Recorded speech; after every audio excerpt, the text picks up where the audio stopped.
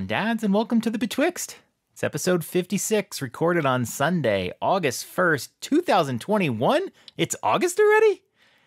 I am your host, John, and thank you for joining us tonight for some Nintendo and Hyrule. Hey, everybody. Hope you're having a good week. It's August 1st already. One more month until we get to the best month of the year, September. Very excited. We've had some cool weather over here at times, but for the most part, it's summer, and I don't like my summers. So looking forward to end it. We got a Betwixt again this week. Was trying to figure out what we should talk about. Last week on our show, we did talk about Skyward Sword, Drew and I. We tried to keep spoilers out of it. I know it's a 10-year-old game, blah, blah, blah, blah, blah, but you know, sometimes the game isn't fresh in your head, and we just want to make sure that people, even if you kind of remember it, we don't want to ruin any, new experiences that might come your way. So this week, I kind of wanted to talk about Skyward Sword in a completely spoilery way. We'll go through the game beginning to end, and I especially want to focus on differences from the Wii version, kind of, enjoyment of even some of the more detailed aspects of the game. We're going to go through just a very rough, high-level structure of the game. But yeah, I want to focus on some of the little things. I think the little things are what provide the value in a game. So let's do that. And hopefully, if you do not want anything spoiled, pause this podcast, come back to it in a couple weeks when you finish the game, and then listen to it and tell me if you agree. But if you are someone who remembers the original game, or you've finished Skyward Sword HD, journey with us, as my co-host would say. So let's begin. Obviously, Skyward Sword HD is coming out now in 2021. It originally came out in 2011, so it's 10 years old. We did know going into this game there was going to be sort of the HD look. It was going to look much nicer. And there was a lot of quality of life improvements as well. And we got that. You start off the game kind of the way any kind of RPG, and I know this is more of an adventure game, but I think every RPG should start off with you waking up in bed. I had that issue with Chris Tales recently where you start right into a battle, which is strange. Most RPGs will start with you waking up, and that's how this one does. We get introduced to our Loftwing, and this is the part of the game that's very tutorially important. We learn how to climb crates. We learn how to run. All of the really tough things that are hard to do. And this is the part of the game, I think, that saw the most changes from the Wii version. What we see here is a lot less tutorialization. When they announced this in a couple weeks before the game came out, and they started really focusing on how the tutorials had improved. One of the things that I had noticed was just the part where there's a guy that calls you from a rooftop, and he's like, "Hey, come up here." And then he's explaining to you how to run and how to jump onto a cliff and climb and walk over. And then he eventually has you go up and fetch something for him. I watched a Wii playthrough of this, and wow, there's a lot of dialogue that goes into explaining how to run, jump, whatever. I don't know why they did it that way. I know they were trying to, in 2011, I think Nintendo still focused on kids, young children gaming, that sort of thing. But even given the fact that this is going to ultimately be a challenging game, I don't think you have to cater to a very young crowd of 5-year-olds. And the thing that I feel like the writing, the mistake was they tried to explain everything in the Hyrule universe. And we see this a lot in normal gaming. We don't need dialogues to tell us how to run. Just show a little, I don't want to call it a modal, but a little box in the bottom that says, press B to run, and you figure it out. If you are incapable of seeing a box that says, button B, run, and not knowing what to do there's no way you're getting through Skyward Sword, okay? So I think Nintendo did fix this up a lot. There's still some dialogues in some of their tutorials, and they put it in the concept of a story. But yeah, the tutorializing was so much better in this game, much faster to get through the opening sections of it. And I don't know if this is a game I'd ever have played through again because of it. We also go through the tutorial is basically your Loftwing's missing, and Groos and his gang have stolen it. How does this small community, Skyloft is not a big community, how do they just let Groos steal birds and put them in prisons? You just feel like nobody seemed to care. It was like, oh yeah, I don't know, I saw Groos messing with a bird or something like that. Like, man, what an asshole like this guy is in this small community. If I'm living in I live in the city of Denver, right? I mean, yeah, there's bad people all around. What do? You move on with your day, right? But like in my house, I don't tolerate that shit. If you stole my bird and you live in my house, you gotta go. But anywho, it really all sets up Groos's storyline, and I did want to talk about that later. But yeah, like Groos is an asshole in the beginning of this game, but we'll see later how he's sort of a redemption story. So we get through the tutorial, we find the bird, we go on the race, everything's hunky-dory, and then like horny Zelda. I forgot how horny she is in this game, man. She wants Link so bad, and Link just, I don't know, seems to play dumb or whatever. I'm not sure what their ages are in this game. But man, it's kind of uncomfortable. Like when I was playing through this, it is kind of uncomfortable. She's just constantly like, I'm glad you won. Oh, come here. You got to get your prize. Oh, look at this thing I sewed you all night. I'm so glad you got it. It's pretty, it lays it on thick. It's a bit strange. Anyways, you go flying around, and then she gets knocked off. And then the next thing you know, we are, going to continue. We meet Fee, whatever. I always said Fee. I've heard recently it's Fi, so I'm going to try to say Fi. We meet Fi, and then she basically tells us to go to the first area, which is basically the sealed grounds. There's 3 main areas, right? And I like to think of them as green, red, yellow. There's like the desert, the volcano, and the forest, and that's kind of how I'll refer to them. But first you go to the sealed grounds. And when I got to the sealed grounds, this was one of those places I had said where, oh, I remember this. The big, it looks like a coliseum, and at the bottom, is where we're going to see the monster, the imprisoned. And I remember whenever you need to go back to the top and you jump onto the little air shafts, man, I always end up in the wrong place and end up trying to run around the circle, and it takes an hour. And I had this problem in the game too. And I was dreading the fight. But anyway, we end up in this scenario now. We're in the sealed grounds. We have this overworld, and now we're going to go to all the dungeons. It was really nice to go and find all the dungeons. This was something obviously largely missing in Breath of the Wild. We played Link's Awakening since then, but it was really nice to do a nice, big, involving dungeon in 3D. I can't remember the last time I've done this. Maybe my last Wind Waker playthrough, but that was years and years ago. That was before the Switch even came out. It was nice to experience some dungeons again. I really enjoyed the playthrough. Go through the dungeon, get out of the dungeon. They're challenging. They're so much more challenging than a shrine, I'll tell you that. And you go to the next area. You generally have a little bit of overworld to do in that area to finally get to the dungeon. Everything was smooth and great. I really enjoyed kind of playing through those 3 things. This is the first time I had some issues with controls. I wanted to do the button controls. I started with the button controls. And I found that holding L to look around was something my muscle memory just wouldn't let me do. I tried to deal with it, but I just wasn't having the greatest time with it. And that's when I switched over to the motion controls. A lot of the reason too the motion controls were because I had the Skyward Sword Joy-Con. So yeah, let's use them.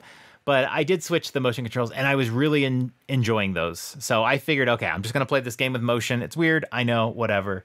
Like I mentioned, I kind of threw my Skyward Sword controls on a hook. And I think for a few sit-downs, I was using the motion controls. Where the motion controls drove me batty was at the end of that first dungeon. And there is a part near the end of it where there is tightrope walking and vine swinging. And there's some backtracking involved too, so you have to do it a few times.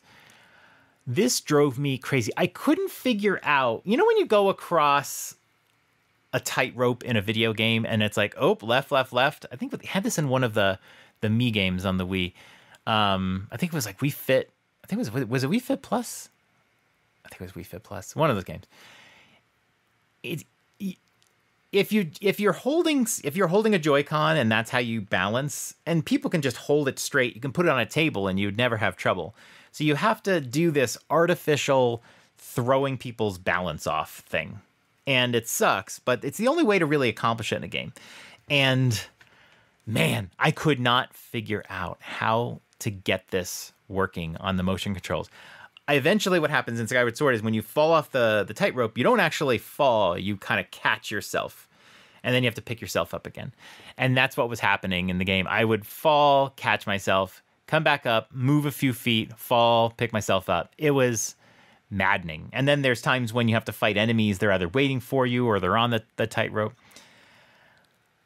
After I finished this dungeon, I switched back to the button controls because I was going crazy. I was actually considering stopping the game because I couldn't find a control set that I liked. And I was like, you know what? This is a game I've beaten before. Do I need to finish this game again? Do I need to play it again? I really didn't intend to until like a month before the game came out. I decided to go back to the button controls. And you know what? It really started to work well for me. I started to figure it out. Pressing L was still something that my muscle memory needed to be in there, but then I was starting to get it. And once really the L got into my head, I was fine. I was dandy. And I played the whole rest of the game with the Pro Controller, and I really enjoyed it. So thanks, Nintendo, I guess, for doing the controls. It was challenging. You can tell it's challenging. There's a lot of buttons in this game. The ZR button I've complained about. They overloaded the ZR button. The ZR button is used to choose which of the side weapons you're going to use. The ZR button is used to activate the side weapon you're going to use. The ZR button is used, you use it to hold down the button to aim an arrow or a slingshot or something. Everything is the ZR button. I think in a real design, you would use one button to change your weapon and then a different button to use the weapon. But they just had so many buttons mapped that they just couldn't do that. So instead of I would think pressing the R button could maybe change the weapon or toggle them or something or bring up the selector, and then ZR is just to use it. I had so many issues, especially in combat or in a frantic situation where I'd kind of hold ZR because I wanted to use a weapon, but instead it brought up the selector, and then I would react badly, change the weapon, and then have to frantically try to get back to the bow. You couldn't pause the game and select it. At least I don't think you could. Pause the game and select the weapon just manually. It was kind of a nightmare. So I think of the button controls, the ZR ended up being a way bigger problem than the L button did for looking. Now, the game has a great flow through those first 3 dungeons. And then this is where the backtracking begins, and it's kind of one of the more annoying parts of the game. Once you go to those 3 areas and the sealed grounds, that's pretty much it. That's the whole game. There's basically Skyloft, the volcano, the desert, the forest, the sealed grounds, right? Basically it. And then just little holes in the wall and little areas that you can find in there. But that's really it. So they make you do the 3 trials, and I'm not going to say I hated the trials. I did enjoy the trials, but it was a very obvious reminder, especially once you get to the second one. You're like, oh my God, I'm just going to go back to the same 3 areas again. That's what's going to happen. And that's what happens. They each trial has this beginning part where you get to this, you have to find this thing, play your harp, and then you have this challenge of having to find, how many is it? Like 15 to 20 orbs in the area, in the overworld area. This isn't a new area. This is the same area. They lock it down a bit, and you got to find these orbs. Have fun. Honestly, it got repetitive, especially by the time you're doing it a third time. But it was fun, I guess. There's definitely certain strategies for what you do. When you find an orb, any enemies that have detected you and were chasing you would go away. So it always kind of paid, my strategy anyway, was to leave, like, to make that thing the last thing I do in an area. Like if I see an orb or I'm there, try to just leave it there and see if there's something else I can do or some other scouting I can do. And if I run into trouble, just pick it up. It was fun. But then, like, once you did the challenge, then you had to do another dungeon to get the flame. All of the dungeons in this game were great. I really didn't have any problems. I enjoyed everything. I did have a couple issues with dungeons where I got completely stuck and I needed a clue. But it wasn't that bad. And I don't know what everybody's favorite dungeon was. One part, I think it was during the trials, or no, was the first dungeon. I was trying to find something. I could not figure out where to go. And it turns out that when you go near the top of the volcano, you enter that area where the fire will start burning you. Now, when you play a game and you enter a room and the fire is burning you, that means get out. It would tell you you're not ready to be here or you need an item or something. And obviously you do. You need those earrings later. But you actually are supposed to go in, make that right turn, and go down the slide. Okay? And that was crazy to me. Because I was looking, and it's like, no, there's fire. I'm on fire. But yeah, you're supposed to go in and go down the slide. That was kind of annoying, I'm gonna say there. Once you finish the trials, then you have to go through the 3 dragons. This is such an odd story sequence because when they say you have to find the 3 dragons, I'm like, well, I know one of them. Like, we've seen the water dragon. We know all about the water dragon. But then apparently there's 2 others, and it just feels kind of random to me. It might come up in the story. It's just, I feel like it would have been better if you had to find the 3 dragons, but you never did have you never saw a dragon before. So they were all mysterious. It's just weird that there's one dragon that's like helping you. And then the other 2 were just like, hey, new dragons that kind of come out of nowhere. But then, of course, they lead you to the 3 lands again. The first time I had to do this, I was really like, where? Like, they're like, basically go to the forest, find the dragon. Like, really? Well, not the forest. I was less worried about the forest, but like even the desert. Like, where do I go? But when you fly in there, they like ask you where you want to land. They don't really tell you where to go, but there were these little lights, and I was thinking that was telling me those always seem to work, but I'm not sure if it was just accidental or I think the lights were always near the beginning of that area. But for the most part, the game did a good job once you got there to direct you where you need to go. It wasn't totally random. That or I got lucky. So it wasn't awful. But yeah, you have to do the 3 areas again. And even though the dragon stuff was like in a totally different part of that world, you know, everything kind of looked the same and all that. I don't know. It would have been nice to not just do the 3-3-3, right? Do 3 dungeons, then do 3 trials, then do 3 dragons. It makes it kind of predictable. And then once you get to the first area and you realize you're going to have to do all 3, it's like, okay, that's going to be my next 6 or 7 hours of time. I didn't like the predictability of it. That's pretty bad. And that's basically the structure. And then once you finish, you're going to go after Ganon. Now, during this time, I'll talk about the Ganon fight a little bit. During this time, there is a repeated fight.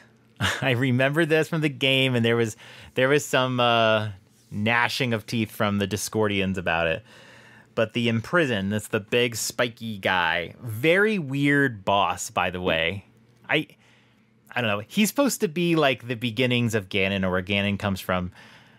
Really weird. What's his name? Demise? Is he Ganon yet in this game? I don't know if he's Ganon in this game, but he's Demise. Really weird enemy. He's supposed to be scary and ferocious. I'm trying to remember how I felt in 2011, but he just looks like cuddly and cute. Even though he's got spikes or whatever, it doesn't come across. And so you fight him a few times. Beating him is the same every time. You smash his toes. Really weird weak point, by the way, for someone who's coated in thorns. Smash his toes, he falls down, and you hit him in the head in that little spiky thing. The first time you fight him, he falls, and you just go around him, and you smash it in. Now, somebody correct me if I'm wrong. The second and third time you fight him, you can't walk around him. Is that right? I found I couldn't walk around him. I had to either jump up to the next level of the Colosseum, I'll just call it, in the sealed grounds, or I had to drop down and then walk past him and then go back up or down again to get back on the same. Is that right? There was just no way. But the first time I fought him, I went right around him. So it's like, did he get bigger? Is that what happened? I don't know. I don't know what. I found it really annoying. When he falls down, he's actually down for quite a bit of time. It's not quick or anything, but you have to be somewhat efficient. You gotta I knocked him down. I'm gonna run. You have to kind of know where the the air pockets are and get there pretty quickly, because you don't want to have to repeat it. Not the most engaging fight that I've ever seen, but not hard either. When he does the thing where when he steps, there's that red electricity. That's when it gets really annoying, because it's really hard to approach him and hit his toes without getting blasted by the red stuff. I'm not sure what the strategy really is. I would sometimes go in front of him, and so I can run towards the toes at the right timing. But there were times I could do it from behind too. You just sort of had to run left and right and pick and choose. But they make you do that fight 3 times. I don't think it's overdone. The fights aren't that hard, especially because the strategy to beat him is really the same the whole time. I mean, he's not expanding his capabilities. He's just got to beat up his toes. But, yeah, I don't see why you have to fight him 3 times. I don't see where that, factors into the story. But I'm okay with it, really. I'm fine. The story of Groose, the asshole from the beginning with the red hair, which reminds me of There's Something About Mary, when she puts the cum in her hair. But, I like his sort of redemption story. He's a jerk. I mean, basically, he's a jerk. He's really into Zelda. He wants to save her. Even after you're loaded to bear with all the weapons, he still wants to save Zelda, and he thinks that you're not, even though you've been doing this for 20 hours in the game. But at some point, he kind of says, hey, yeah, you are the guy, and I'll help you. And eventually he's, hanging out with Impa, old lady Impa. And then, he's building what do they call it? The Groosinator. And so he becomes really helpful. And in those following battles, you have to use the Groosinator to throw stuff at him. So I like the way his whole story goes. And then he decides to stay and all that jazz. So I think that works. I think that works pretty well, right? No, he's okay. He's okay. What are some other moments from this game? I definitely didn't get stuck for too long in any part. I had this little YouTube walkthrough. It was a complete playthrough of the game. The HD version, strangely. So somebody put it up pretty quickly. And it was a 16-hour playthrough, so pretty quick for a game like this. I was using it to measure my progress, but every so often if I got stuck, I would kind of bring it up and use that to sort of advance. I kind of justified the fact that I had beaten the game in the past, so it was okay if I need a little help now to kind of speed my way through a little bit. But here's the thing. About 3/4 of the way through this game, nothing familiar was happening anymore. There were no rooms that I recognized. I didn't recognize the fight with Ganon. at all. And so I don't think I ever beat this game. I mean, back when I was playing on the Wii, I wasn't like a completionist or anything. So I don't think I ever finished the game. I must have gotten frustrated by the controls at some point. And yeah, so I think this was my first time playing through it, I'm pretty sure. Girohim is another dude that's repetitive. That's really the theme of this whole game, right? The dungeons and the areas are repetitive. Girohim you fight several times, and the imprisoned obviously you fight several times. I found Girohim so obnoxious. When you try to strike him with the sword, he catches it a lot. And you have to just try to shake it loose, and there's no like visual indicator that you're shaking it loose. I found him to be so freaking annoying. Even playing through the game, I'm not even sure how you're supposed to hit him. I eventually got to a point where I would focus in on him, and then I would like go to the left, and we'd go into this like tight circle. And then at some point I would swing on my left. And that seemed to work, but there was no visual indicator that it should have worked. And I'm not sure if there was like another way or an easier way or whatever. But a lot of times I just got frustrated, and it was just something I couldn't even like look up. That was really annoying. I was very happy when he finally beat him.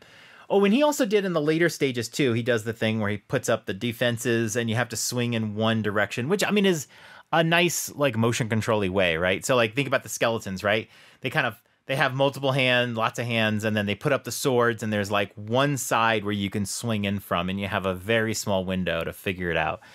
I didn't mind that part so much. Like give me a cue, like that sort of thing. But man, most of the time you're just swinging at him and he's catching your sword. Fuck, man. Like really annoying. And then why do we have to fight him 3 or 4 times? Like when I beat him, I beat him. Like what is with enemies when they get defeated and then they just walk away? What is up with that? The final fight with Ganon, there's 2 phases, right? 2 phases. The first phase I think is fairly easy because I know it is because I beat him on the first try with it. But the strategy is way different on the second phase.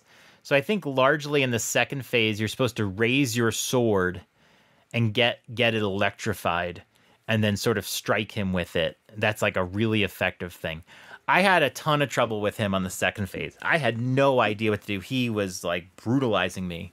And it was one of those brutalizations where I had 3 potions on me. So it just took a long time for him to just finish throttling me. But man, like I had to look it up and I saw the sword thing. The thing that bugs me about the sword is that in the game, when you raise the sword, you see a little bolt kind of climb up your sword and then bink, and then your sword is like electrified.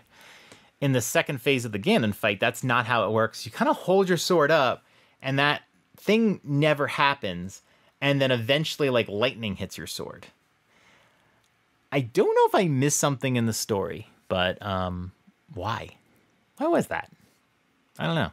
That's what made it unintuitive, because I was trying to get the Skyward Sword thing to happen, and then suddenly for the first time in the game, it wasn't working.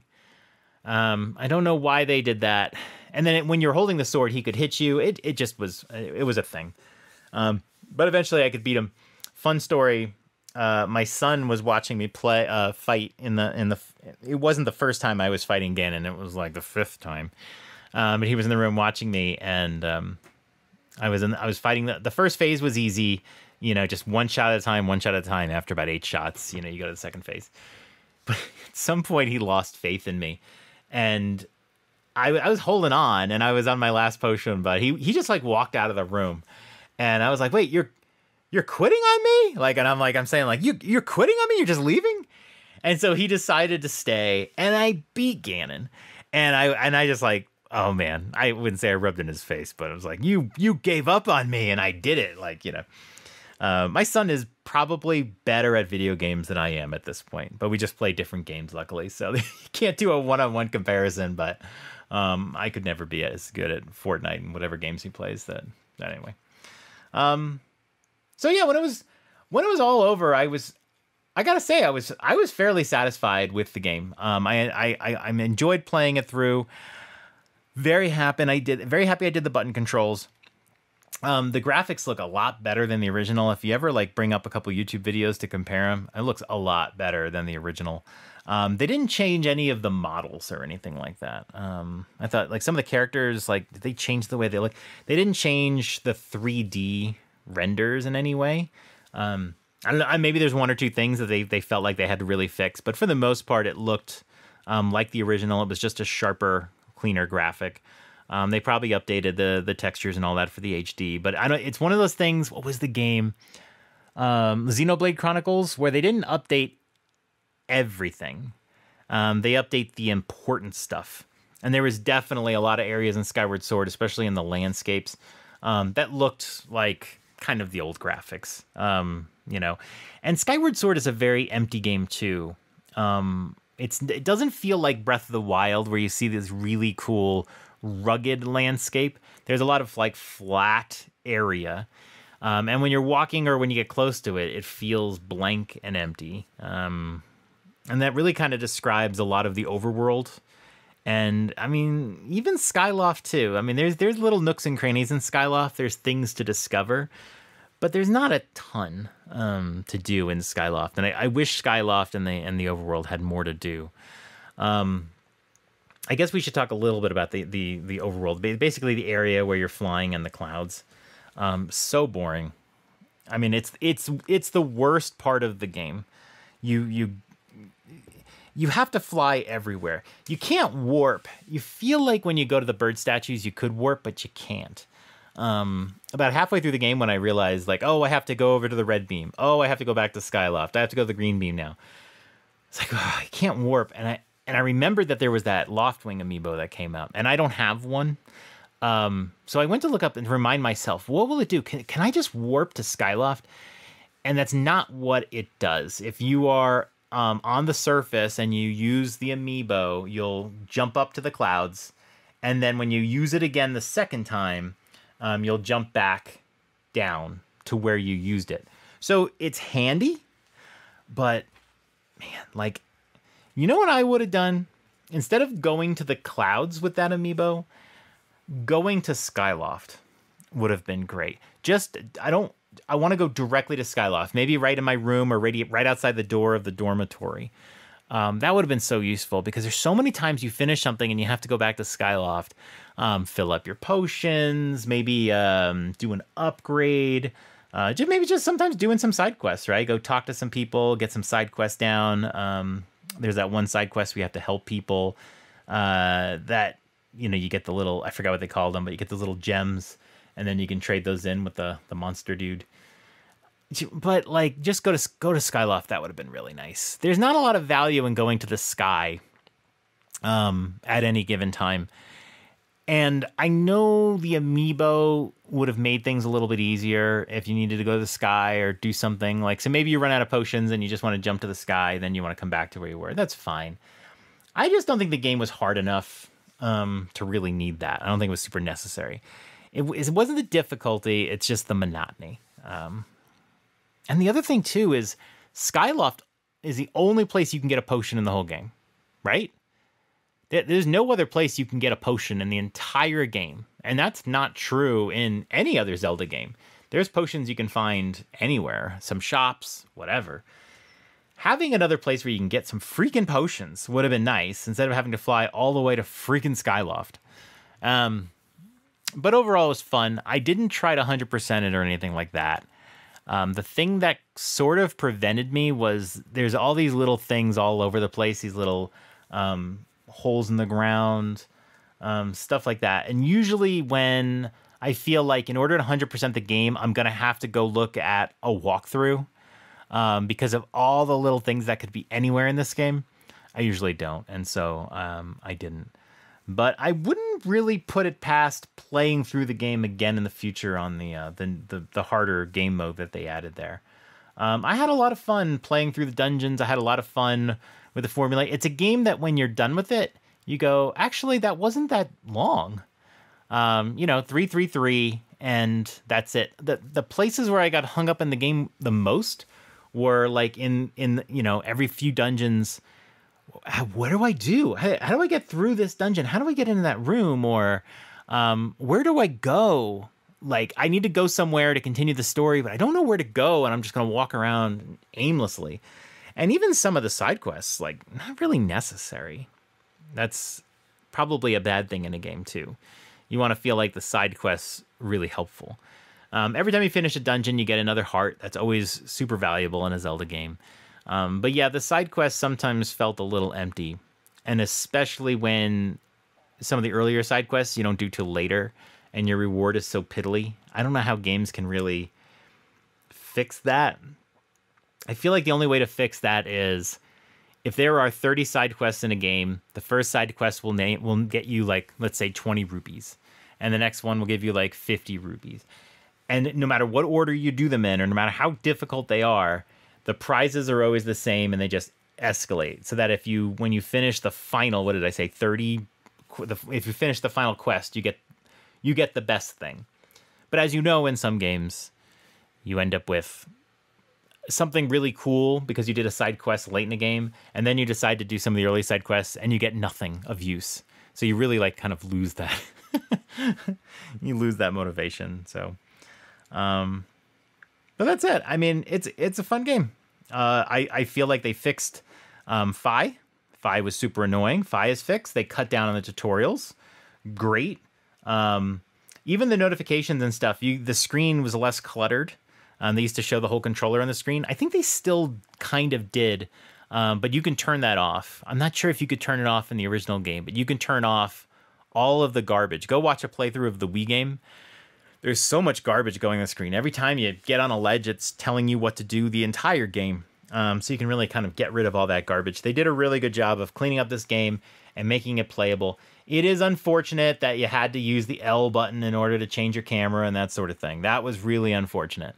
But at this point, I don't know what more they could have done to fix that, besides, unless they made major changes to the game and like take out all of the directional sword work. But you can't. At that point, it's not even Skyward Sword anymore. So obviously, you just have to keep going. But yeah, if I had to fix a couple more things, I would on those bird statues add not just go to Sky, but go to Skyloft. That would have been super, super helpful. Just get me to Skyloft.